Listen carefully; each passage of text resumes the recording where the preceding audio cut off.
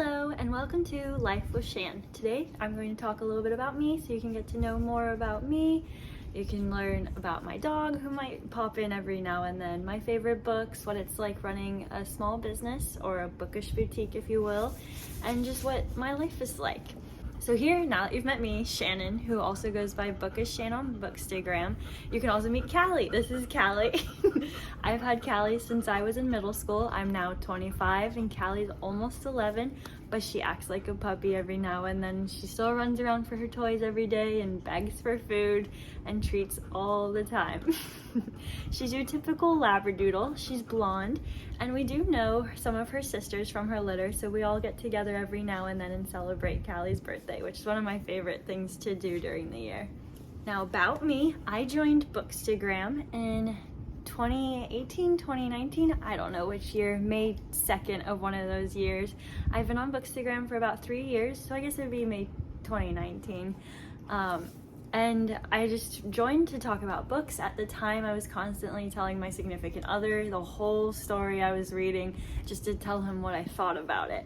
So then joining Bookstagram opened up that space where I could talk to others who had already read the book and had similar ideas, viewpoints, or even different ones to help me open up my ideas and viewpoints on things. So Bookstagram has really opened my world in reading, but also has changed my life.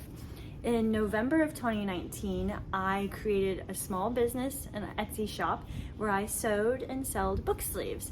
After a little while, we then started selling face masks because of the COVID-19 pandemic, and that's when the business really took off, and I decided to leave Etsy and open a Shopify storefront on my own website called gracebyshan.com. And through that, the business has grown quite a bit. Right now I have about 7 employees. We work all the time to get our book sleeves out and help fulfill orders. We're a little behind right now just because we had Hurricane Ian recently here in Tampa Bay, but we're very excited for the winter collection, and I'm also excited to show you some behind the scenes of Grace by Shan here on this channel. Now, to talk about books and maybe even a little bit more about Grace by Shan, I'm going to show you guys some of my favorite books that I've read this year. I could not decide between the all-time, as I'm sure most of us book lovers couldn't. So here we go. This one is one of my favorites every summer after. The Summer I Turned Pretty, which is right over there, was one of my favorite series in high school, and I was so excited to read basically an adult version of it, but at the lake, which I grew up going to the lake all the time, and we still do a lake trip almost every year, and just seeing this second chance romance made my heart so happy. And I really am looking forward to Carly Fortune's sequel, and I also love the fact that she is based in Canada, and she found a Canadian artist who did this piece of artwork, which is now the cover, and they're also doing the second book cover. I misspoke, it's not a sequel, but it will be a second book by Carly Fortune, and I cannot wait. I've already pre-ordered it.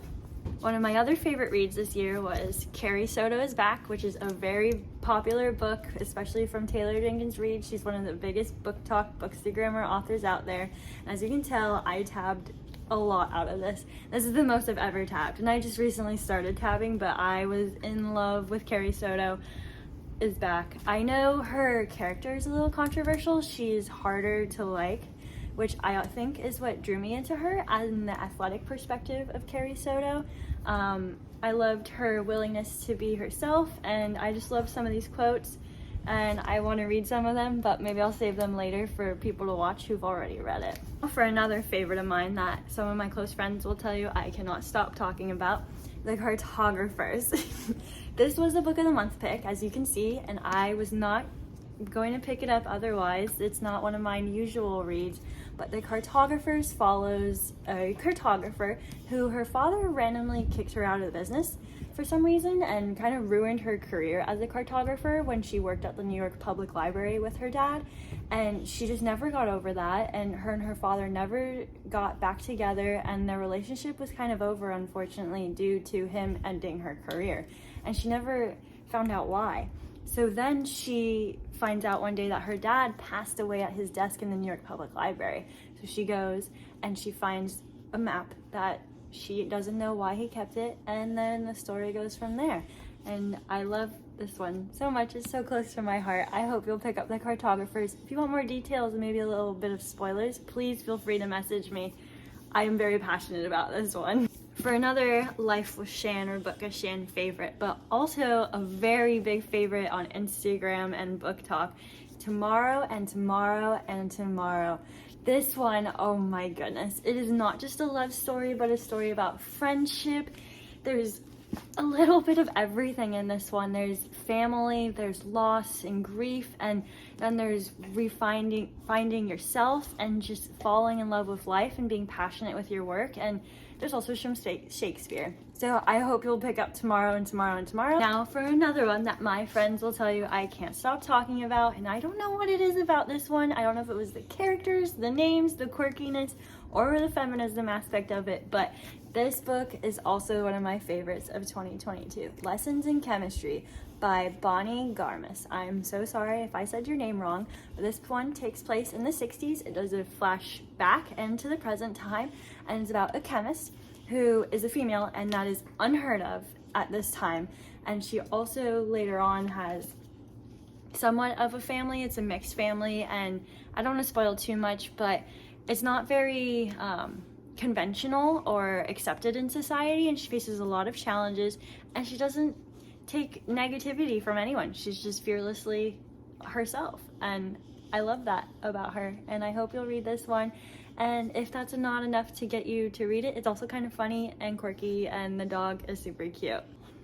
Last but not least, and I tried to keep it at 5 favorites for the year, but we're going with 6, Anatomy. And if you follow me on Instagram, you know that I didn't see the girl in the middle at the beginning, and maybe you didn't either, but yes, this is a girl, and this is her dress, and the dress is shaped as a heart, and this book was so good. Now, I'm not gonna lie, usually when it's a Reese's Book Club, I kind of am deterred. I've had some negative experiences with Reese's Book Club, but this one, I don't know what it was. It was historical fiction, which I don't usually like, but the feminism behind it, how this girl was so sure she wanted to be in the medical field and she did anything she could to be in it. And then also the idea that there's corpses being stolen and people dying, and another mysterious boy who knows what he's doing, made this one so unputdownable. And I hope you'll pick up Anatomy, or even the next book that's coming out next year, Immortality, which has a brain on the cover. I will also add in just a little anecdote. When I read this one, I became obsessed with learning about the heart. So I learned all the valves and everything in the heart. So if you ever need help studying the heart, let me know and I will study it with you. Those are just some of my favorite reads this year. I'm at about 100 reads for the year. I'm hoping to get to 150.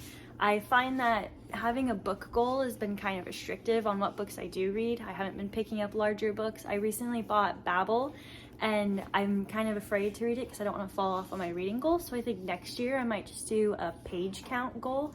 I'm still trying to figure out how many pages I should do to be comfortable and confident in that goal and not feel deterred of reading different books. But I will also now dive into some upcoming books that I'm very excited to read, or upcoming on my TBR. I'm excited to read The Atlas 6, which I have heard mixed reviews about, but I'm excited to give it a try. I also have the audiobook from Libroform, so if this doesn't work out, I will try the audiobook, which I heard was phenomenal, full cast, everything, so I'm excited for that. Now I have this one that I just got in the mail, Things We Never Got Over. The cover, the size, everything about this book, it just seems so unique, and I don't think I even read the synopsis. I think everyone just raved about it, and I was like, I have to have that. I need to read it, and I want to go in blind, so please don't give me any spoilers. I'm sorry I don't have anything for you, but I like to go into books blind every now and then. Now for the classic book talk, It Ends With Us. This one I have read. I am rereading it before It Starts With Us comes in the mail, and I'm very excited to also announce that I'm going to make this a book club pick for my upcoming book club here on BookTube. It is going to be called the Antisocial Book Club. So I'm going to go on, I'm going to give summaries about the book, I'm going to review the book, say what I thought, and then ask questions for you guys to answer in the comments. So there's no, you have to join at a certain time. You can come on whenever you want, even if you read the book months later, and just chat about the book with other people. So I'm very excited to offer that to you guys too. And last but not least on my upcoming TBR is Hester. This one takes place in Salem, and I am a sucker for anything that takes place in Massachusetts, but especially Salem and Boston. if I could live anywhere, I would live there, except for maybe the winter months. Being a Florida girl, I don't know if I could handle the winter months. But so this takes place in Salem, and I'm just very excited to find out what this retelling of the Scarlet Letter is, and kind of how Nathaniel Hawthorne met the woman who inspired the Scarlet Letter. And this is historical fiction. I know it's not true, but I love the idea of it being true. I also read Darling Girl from Book of the Month earlier this year, and that was very cute and sweet. It was a little mellow at points, as I've seen in other reviews, but I did truly enjoy getting to see kind of a continuation of Peter Pan with a darker side. Okay, to keep you guys from being bored about my books, which we all have a lot of books, I want to show you guys a few things that I've done to help with my Bookstagram, my product photos for Grace by Shan, and just kind of overall. One thing I've done is I got these bookcases, which I know not everyone can have, so then I recommend maybe a book cart, and you could decorate your book cart however you want. You can put cute magnets on it, that way you can move them in and out for photos. The book cart, you could put Christmas lights on, or Halloween decorations, or those sticker bats. That would be super cute. So if you want to like kind of jazz up your book space, I recommend that. You could also do Christmas lights.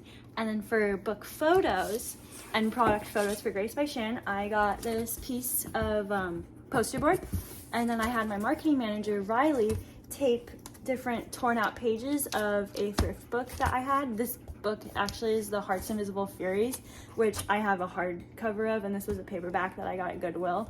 But so yeah, I just do a flat lay and I put products and books on here, and voila, you have a nice little backdrop. That's one thing that's helped me a lot. I also did a wall, which I know not everyone could do, but I love my paper wall. My book paper wall. And then I used painter's tape to put the pages up, since we aren't gonna live here long term, so I didn't want to ruin the wall. We're gonna talk about how to save money on books through this channel. One thing I recommend is getting a library card and getting audiobooks, Kindle books, whatever you can. And I will also show you my library haul from today. Today I got Delicates, the sequel to Sheets. This is a graphic novel, and I'm so excited to read it. And then I got The Undercover Bromance, and I got Over My Dead Body. Oh, the light. And then This Coven Won't Break. And then last but not least, my current read, which is not a library haul, but I wanted to show it off, Spells for Lost Things. And that is it for today. I hope you subscribe below. I know that's such a cringy YouTube thing to say, but here it is. I hope you subscribe below and follow along. Thank you.